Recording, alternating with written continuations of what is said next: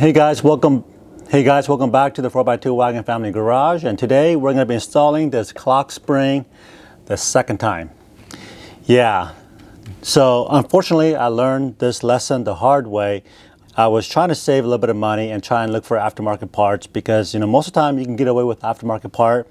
The OE for this clock spring is over $500, and so I was looking on the internet and I found the exact part number, and it turned out it's a fake, or I don't know where they got it from, but it didn't work. It was only $89. So I thought I got a good deal, but when I got it all installed, which is on here right now, I was still getting the error codes, and I'll go through all the error codes with you guys in just a little bit. So to just long story short, if you guys are looking to put in a clock spring, you got to buy the genuine OEM. By the dealer. Don't get it on eBay or Amazon. Go to the dealer and get a genuine Mopar. There's a lot of Mopars out there, you guys, on Amazon and eBay, and they are fake. They're clones. They're fakes. Do not fall for those cheaper price clock springs.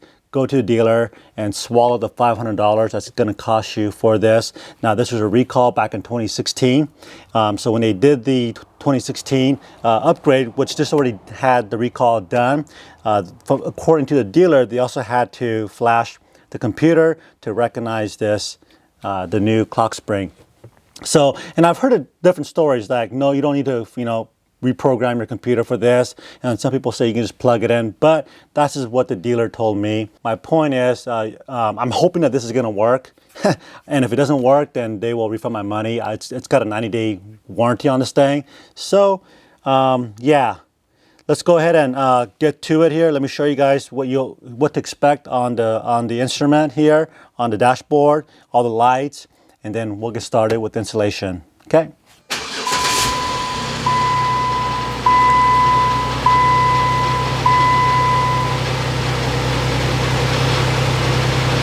Okay,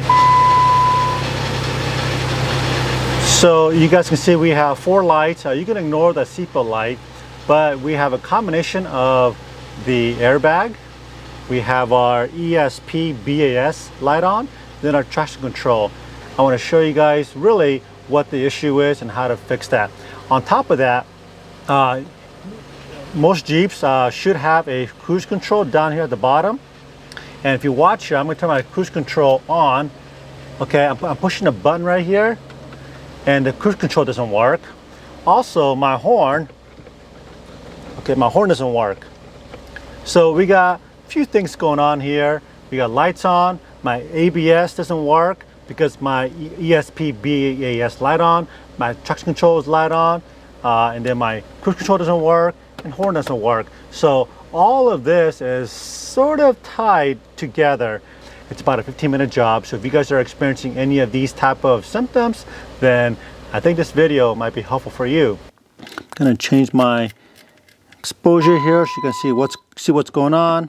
Okay, so what we're gonna do is we're gonna go ahead and jump into the menu here, and we're gonna go down to ABS. Okay, and it's gonna indicate, hey, is this our Jeep? And it's yes. Okay, so it's going to go through the menu. It's going to start scanning and figure out what's going on with the ABS. ABS is tied to a lot of things. So this tool is super handy. This has worked great on my Range Rover, my F-150, and Volkswagen Passat, and my Jeep now. Okay, so let's go through each of these 4 codes. We got 1 of 4 active codes right now. The first one is C1219, which is a steering angle sensor and erratic performance. And number 2, pump supply voltage. Okay, let's look at code number 2. So we got 1240. Okay, and it says here steering angle sensor, angle over travel performance, automatic robotic gearbox signal. So I replaced the gearbox. I'm hoping that once we replace the sensor that it'll all go away. And 3, automatic robotic gearbox signal fault. Okay, let's go to code number 4. This is C2205 and steering angle sensor internal. So if you guys don't know about codes, once you trigger one code, you could also trigger other codes as well. So once you fix one, it will most likely fix the other three. Okay, and the last one is C123F, steering angle sensor, comparative performance. All right, so again, it all has to do with steering and the gearbox and the sensor. So that's basically what we're gonna do, is fix the steering stuff today, minus the gearbox, because I just replaced that. So let's get started. So we're gonna unplug the battery, and then we'll let it discharge for a little bit, and then get started. Okay, so I think what I'm going to do to show you guys the best way to show this to you is I'm going to go ahead and take some of the stuff off, and then I'll come back to the camera and show you exactly what I took off and where it's located. That might make a little more sense. Okay, so you need to take this plastic cowl off that surrounds your steering column, and also these, you know, your turn signal and your washer fluid knob. You take all that plastic off that surrounds it. You're gonna need something that's kind of long, screwdriver like this, and this is a torque bit 20.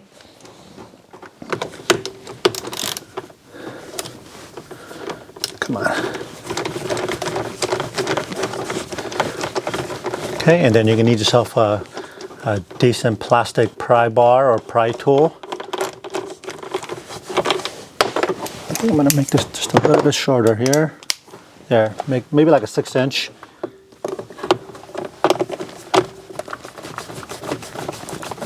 All right, here we go.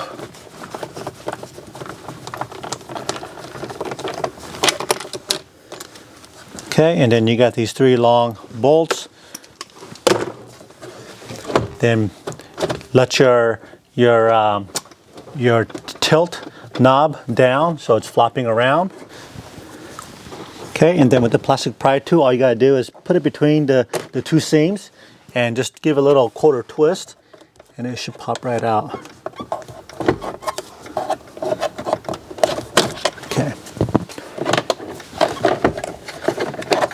And just be careful when you pull any plastic pieces off that you're not reefing on it. Everything should come out pretty smooth. Now, the bottom one, because I've taken this thing apart a few times, behind the clock spring, so you need to kind of finagle this a little bit. Be patient, don't be yanking on it, look around and look for the seams where, you know, you can kind of pry it off, because this thing also wraps around your ignition where the key goes in. So all that, there's lots of places that it's kind of held together. So I'm also going to remove this guy right here. It might help give you just a little bit more room. And this, you don't need any tools at all, just kind of pries from top to bottom. Now you got a little bit more room here to get your hand behind whatever. Okay, here we go. So what helped here is let this steering wheel all the way down, and then push on each side here, push it into the firewall, and then kind of bring it down like this, because this is that lip right here I was telling you about.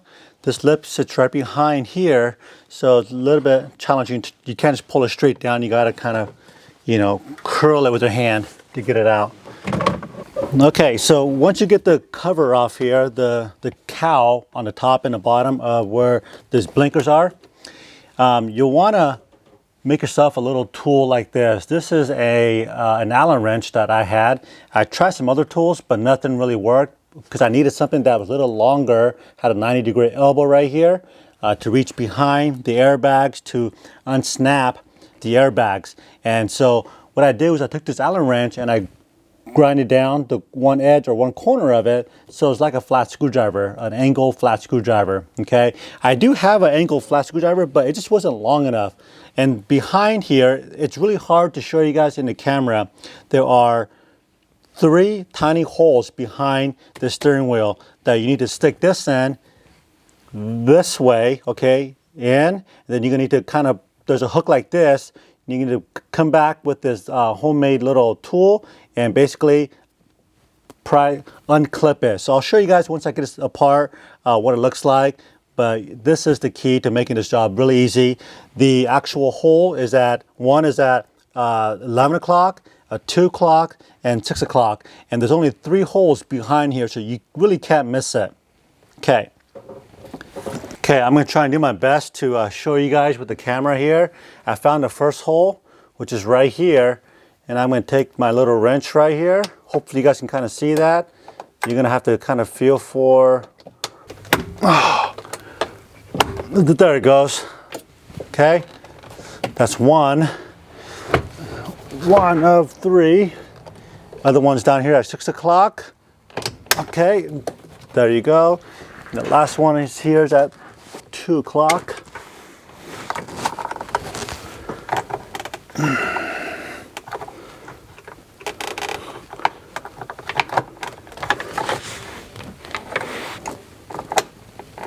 Oh, there you go. Okay, so then behind the airbags, you have these 2 plugs you need to unplug.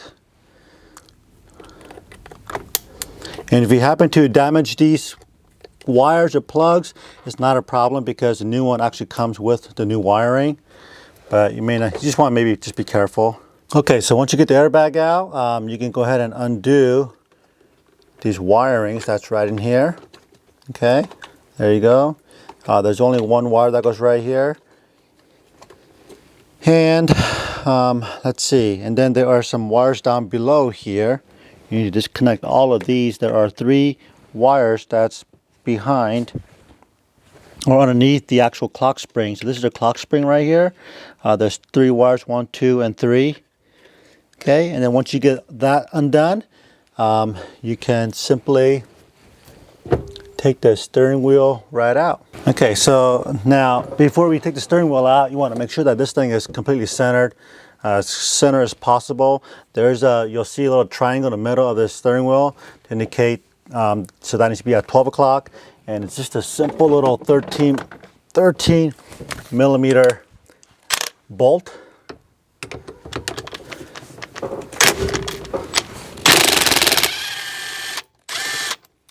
Okay, so there you go. And you're gonna need a steering wheel puller.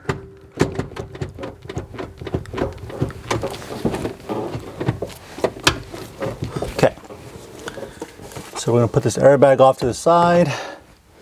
And if you don't have a steering wheel puller, so I got this one at, what was it called? AutoZone, and this was actually $20. You can actually rent these for free. What you got to do is you buy it, and then you, when you're done with it, just return it, and then they'll give you money back. So that's how their loaner tools work. That's how most shops do it, actually. Besides Napa, but like O'Reilly, like other AutoZones, that's what they do. Is that's their loaner tool program. You buy it, then you return it. So if you've never used a steering wheel puller before, I would recommend go check out some videos, but these are pretty standard and pretty simple. One thing I had to do with this particular puller is that these hooks, so every steering wheel has some holes on inside the actual steering wheel, and these basically go in and hook on. There's like a little L shape right here. I had to take a grinder and actually grind this bottom of it because this was too big. So to make it fit into the holes, as you wrench it down, you need something to bite on these little teeth right here. So little modification, not a big deal.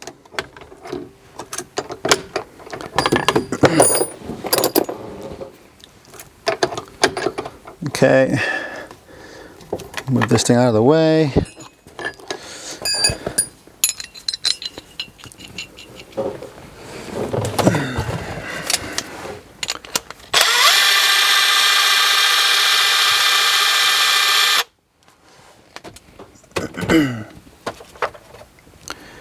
Every puller has a little tip cap, a little cap right here.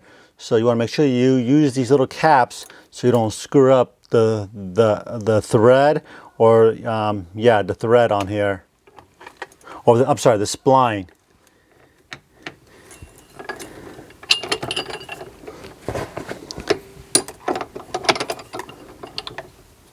Okay, there we go. We're just gonna make it nice and tight manually by hand for right now. Make sure everything looks straight before I pull it, because once I pull the steering wheel, there's no way to straighten this thing up. And it's really important before you put that clock spring on that your steering wheel is absolutely straight. All right, so now you can use a hand ratchet or use a drill. I'm just going to use a drill, but just goes nice and slow.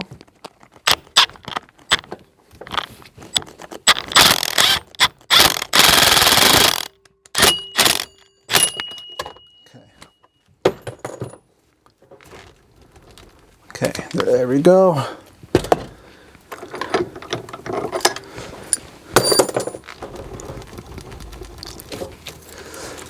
Okay, and then this cable needs to feed through the steering wheel and back out. So when I pull it, it's not going to be, you know, getting stuck on anything. So at this point, let me pull this cable out of here, or at least out of the way, so that it's not in my way when I yank it out. And again, this black cable that I'm working with the yellow tip is the actual clock spring. It's connected to the clock spring. All right. So just one quick disclaimer: I am no expert mechanic by any means. I'm a shade mechanic. I've learned all these kind of things from trial and error in my previous, you know, situations, and I've learned to not to be afraid to these projects. Oh, okay, so there you go. This is kind of hacked up pretty good. So the dealer, so when they did this job back in 2016, the recall job, they really hacked up the back of the steering wheel. So so anyways, when this is on there, and using that little Allen tool I was talking to you guys about earlier, there's 3 holes back here. That's all you're gonna see as you turn the steering wheel around. You have to get your head behind the steering wheel and just look for these 3 tiny holes. So it's right here, 11 o'clock, 2 o'clock, and 6 o'clock. All right, so put this off to the side. Okay, so I'm gonna bring you guys around here so you guys can see the clock spring. So when you get to this part here, there are 3 screws holding this whole clock spring together. There's one back here, and these are torque bit 20. Again, it's really tight, and the light is not very good back here. Let's see if you guys can see that. Oh, there it is. Okay, there's one right there. I really want to share this with you guys. Okay, let me see if I put my finger on it. Okay, it's right there. I don't know. Hope you guys can see that. And then the other one is in the same location behind this cable right here. There's another 20-bit torque screw. And then there's one right in the front right here. Okay. And then to take these out, there are 1 screw on. There's one here for your blinker, and then for your wipers, it actually sits right behind the wiper unit right here. There's a little Phillips screwdriver. So these are 2 Phillips, and then these 3 are 20-bit torque screws. Okay, just angle this down right here. So there you go. And then once you guys get all that off, this thing should pop right out pretty easy. But unfortunately, I don't have room to do this right here, so I'm going to set the camera back over there, and once I pull it out, I'll show you guys the unit. I've had this little angle screwdriver, kind of a majigger. I'm not sure what you guys call this, but you can change this angle and then unscrew things, add whatever tip you want on here. So this for me seems to work out really well, reaching these awkward places. And I'm really glad I kept this thing around, because I've had this thing forever. You know, it's one of those kind of tools where you buy it and you think you're going to use it only one time, but it's been handy I don't know how many times. It is just really hard to see. It doesn't help that I do this at nighttime. But I try to spend a day with the family, you know, and try and do this at night. Okay, so there you go. It's really small, maybe like a 1/2 inch long screw.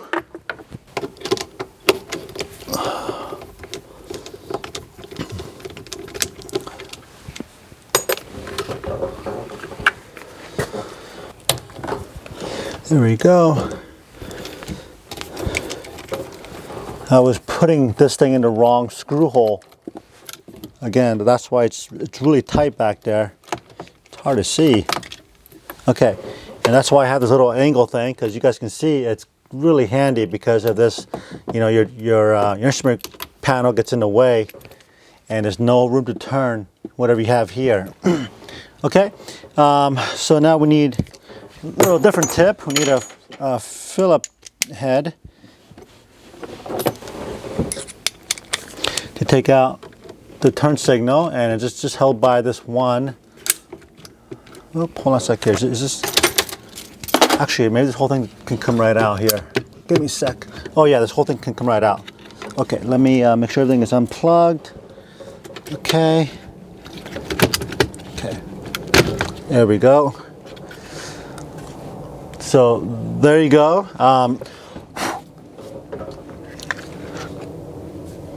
Yeah, that's all there's to it here. Put this back here. Let me bring the camera around so you guys can see what's going on. Okay, so let me point out where those screws are. There's one right here. This is a 20-bit torque screw, and there's another one right there, and then one right here. So these are the three you need to take out, and this whole thing just kind of slides right out. Pretty sweet, right? Then you just got to unplug all these cables. All right, and then let me show you guys here. So the turn signal and the wipers, they actually plug right into the clock spring. The clock spring has all these plastic support brackets in the back, and then these things slide right in. So we'll get to that right now. All right, so there are two Phillips screw, one on each side for the blinker and the wipers, and these are black. So just remember, these are black and they go to your blinker and your wiper. The other ones are galvanized or silver, okay? And then, let me show you guys here. This is kind of hard to see. So this is the wiper. If you're looking at it from the steering wheel, goes right here. The screw sits right behind this the wiper bar, and it's just right there. So it's kind of hard to see. You really got to stick your fat head between the wiper and the dashboard to find this little screw. But now that I'm done this twice, or I've already done this is my second time, it's a breeze. Okay, so once you undo those two Phillips screws, there is one more wire you got to disconnect, which is right here, which is a yellow ribbon. Just push down on the little ribbon on the tab of the connector. And actually, we can probably pull it right out. Pull it out first. There you go. See that? It just slides right out. These things slide in and out one way only. You know, again, this is plastic, so I'm sure these plastics are pretty durable, but just be very careful not to be yanking and tugging hard. So let me show you guys on the wiper side. This thing just slides right out. Okay, it should slide right out. Oh, there it goes. Okay, put that off to the side, and this is the entire clock spring assembly right here. Let's get our new one out.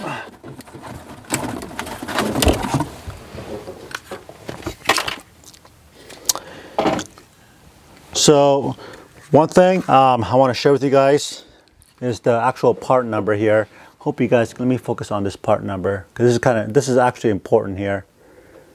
Okay, so this is part number 68339-336AB. I hope you guys can see that. It's AB. The one that was on here was actually AA, and then this superseded the AA. So they made a little bit of changes to this, and so if you guys are looking for a replacement part, AA will work, because that's what was on here before, but the newer one is AB. And what I've noticed about this particular one is that, in fact, the AA is what I had on there before, right? My original OE from the Jeep dealership. So this is also an AA, and you can see right here the ribbon. You guys see you can see through here. And what was really the problem, was that there was getting some stuff inside of this clock spring, getting debris, water, dirt, whatever inside of this clock spring, and that's what's causing the failure on these Jeep Wranglers, the 07 through 2013 mainly. Now this one, the new one, the AB, it's all sealed, so you can't really see that white ribbon that I just showed you guys, and this looks like it's more weather resistant. So hopefully this is gonna be the ticket. And also that, I don't know if I mentioned it earlier, but this one was not reading the computer, and that's why I'm having to replace it. So I apologize if I forgot to mention that earlier. So again, aftermarket was not reading the computer, and that's why I had to go with the genuine OEM from Jeep Chrysler. Okay. Oh, this is interesting. So the pins in this is a little bit different setup. Okay, cool. Okay, so I'm going to go ahead and assemble my windshield wiper right here before I stick it on there. You can do it. You can do it either way, because that's the way I did it last time. I put the clock spring on first, and then put the my wiper and my turn signal on there. But this time I'm just going to put it in right here. That way I don't have to look for those bolts. Seems to make most sense. Okay, slides right in. On the back of the clock spring, there is a little groove where this yellow cord will go. Okay, and let's go ahead and drive in our black screw that goes back here. Yeah, see, it's always better the second time, you know. You learn from the first time, right?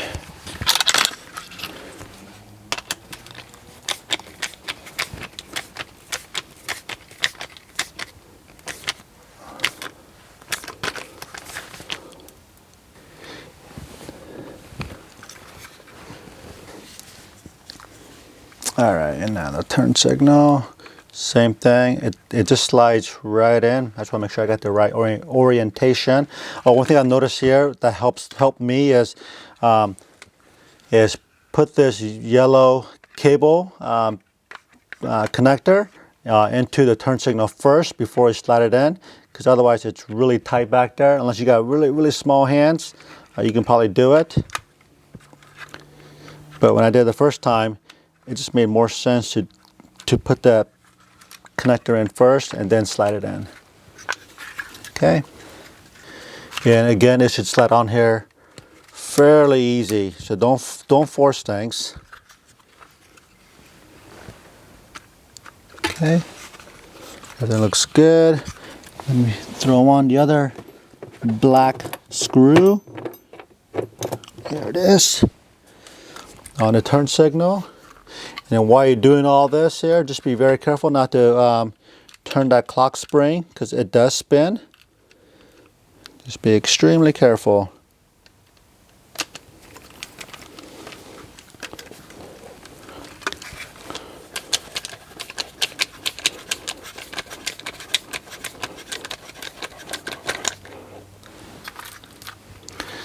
Okay, so that feels good. That feels good.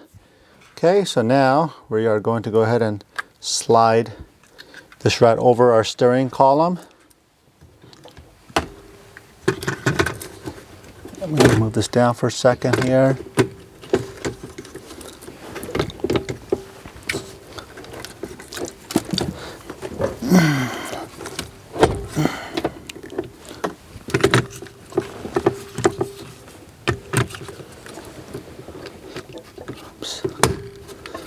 Okay, there you go, easy as that. And then before you mess with that, you want to go ahead and put in your 3 torque bit screws.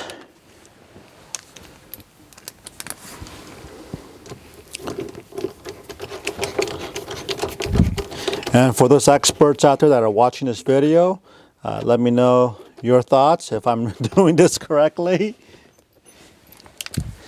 You know, I'm learning like the rest of us, and just want to show my folks, my audience, a different way perhaps of putting this thing in. Since I've already put one in before, I feel like a semi-expert, but not quite. I would never claim that I'm an expert.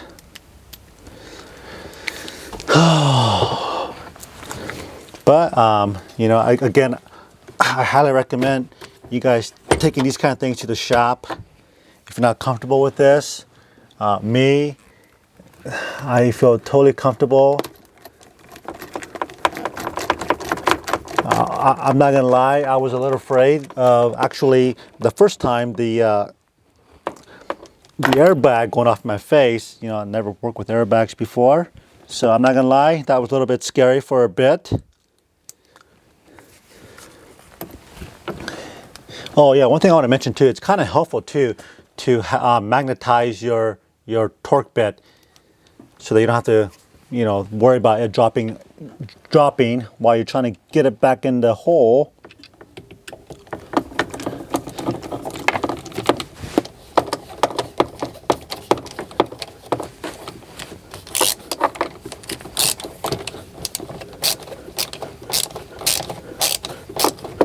Okay.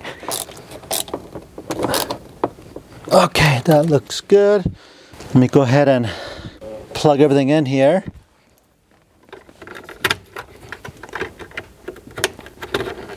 And these 3 cables back here are all different sizes, and they all fit one way.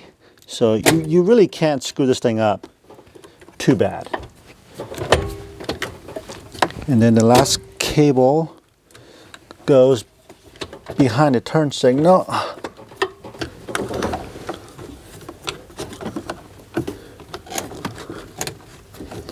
Come on, there we go. Okay, the sad part is that you can't plug in your scan tool until you get your steering wheel all on there. So now I'm hoping that this is all going to work out, because I'm at a point where it's going to go really fast. I got everything done. It's a matter of now putting the steering wheel back on, putting my 13 millimeter bolts back on, torque it down to 45 foot-pounds, you know, and plug in my airbag, and that's it. Okay, so let's go ahead and get this in here.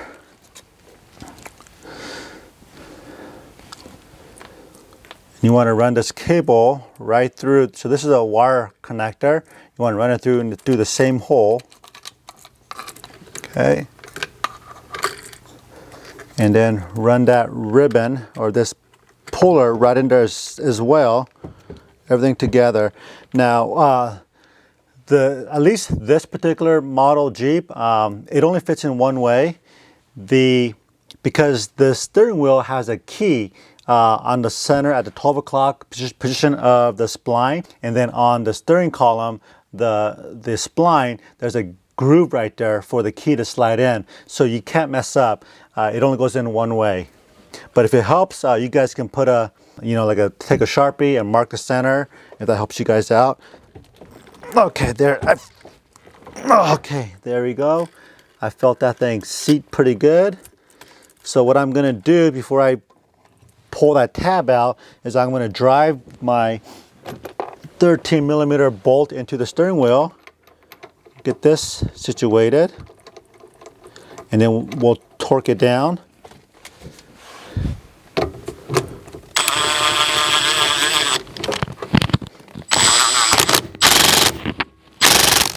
Okay, now let me go get my torque wrench.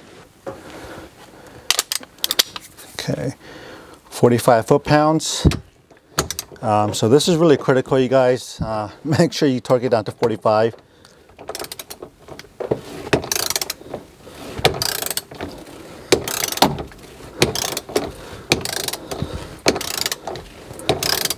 So I just use my impact wrench just to get it started, but I didn't want to over torque this thing.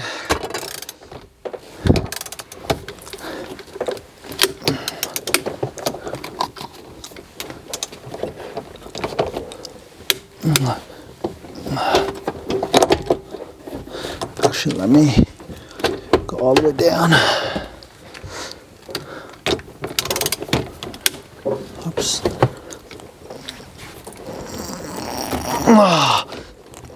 Okay, there we go. I was holding the steering wheel. Oh, got a cramp with both my legs like this, trying to torque it down. Okay, let me bring the camera around so you guys can see kind of the last last step. Okay, so you can see this the black and yellow wire. This is for the airbag, and this is going to go. This connector goes right into the yellow tab right there, which I'm going to pull out right now. So at this point, everything is set. There's nothing more I can do. Okay, let me focus here. So basically, you're just going to take this tab. This is shaped like a duck bead. You're going to squeeze the top and bottom and just pull it out. There we go. Okay, so just like that. Put this off to the side. And now you've got that connector back here. And then that's where this is going to connect to. Hold on, let me focus. Okay, there we go. That's where this is going to plug right into. Goes in one way. Okay, so that looks good. Everything is plugged in. Now all we got to do is bring the airbag up here and get this thing plugged in, and we'll be rocking and rolling. So let me give you guys a little bit closer look at the airbag behind here.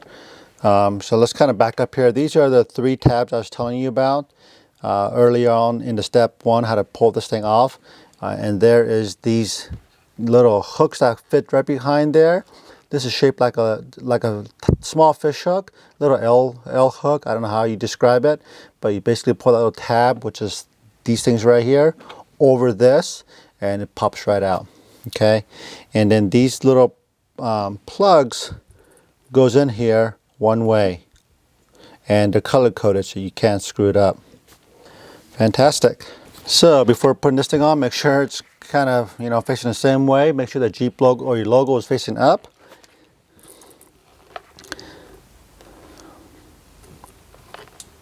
Okay, I might need a little better light over here. Here we go.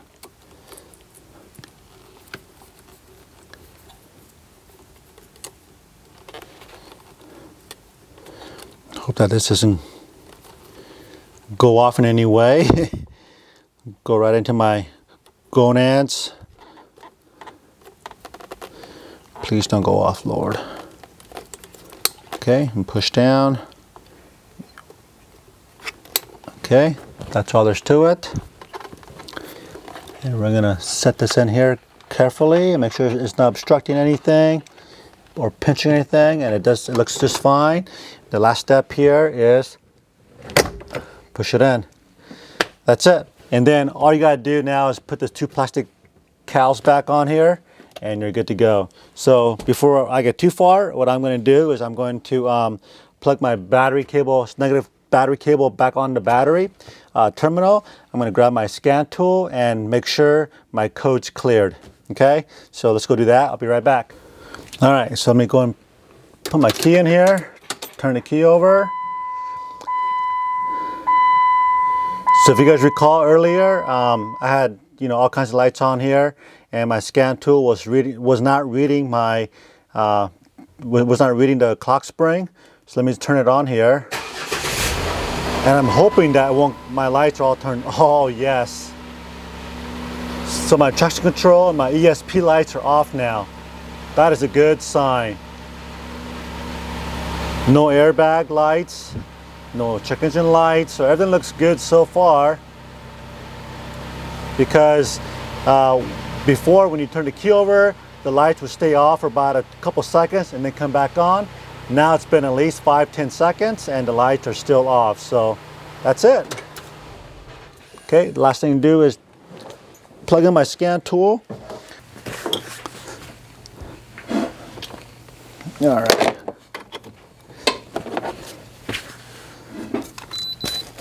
Let me get my, come on.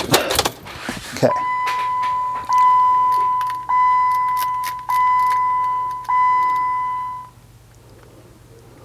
Okay, here we go. Keys turned on. Okay, no issues there. Let's go into the ABS, because that's where we're gonna find all the codes. So this is what I had before. Lost communication. So what I'm going to do is I'm going to clear this code. I'm going to erase it. Okay. Whoops, actually, I need to do it again. I pushed the wrong button here.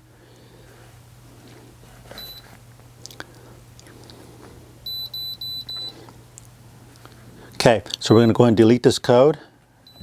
So what it was doing before is when I deleted the code, the code came back immediately. Okay, so it's successful. So I'm going to go and run that ABS one more time. There we go. So before, actually, let me do this one more time here.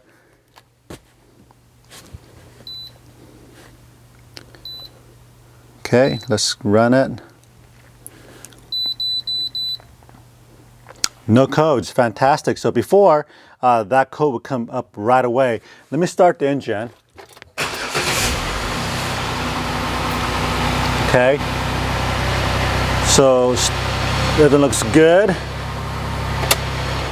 Turn it off. Let me run my scan tool again. And if there's nothing this time, we should be good to go. No ABS, ETS, yes, everything is good. Woohoo! Well guys, hope you guys enjoyed this video and got something out of it. I guess the learning curve for me was that I should have known better to go with aftermarket on these electronic things that needs to talk to the computer. They never seem to work out, you know, going aftermarket on these kind of things, especially electronics, right? On the mechanical things, I'm not too worried about, but lesson learned. It cost me, you know, $500 for the OEM, but you can't blame me trying to save $400. But now I'm glad I was able to share, you know, my experience and my mistake with you guys. So love to hear your guys' thoughts and comments, and hope you guys enjoyed the video first of all, and I hope that I did this correctly to how maybe the dealer would do it. I'm not really sure, but it all kind of made sense to me, and I watched some other videos and talked to the dealers as well about best way to do this. So if you guys have similar issues with your Jeep, I wouldn't hesitate to do this yourself. It really wasn't that hard at all. The first time it took me at least good hour and a half to 2 hours, to be honest. I mean, also I was filming too, right? And so this time around, this video literally took me about 45 minutes doing the video and installing all of this. So it was really quick. So if I can do it, you guys can do it. Anyways, I hope you guys enjoyed the video. Please take this opportunity to smash that subscribe button and give me a thumbs up or thumbs down, whatever you guys like. But your support would be greatly appreciated, is what I'm trying to say. And again, thanks for being here and checking out my video. Until then, we'll see you guys in the next video, or maybe even out on the trail. So until then, God bless and be safe out there in the COVID world.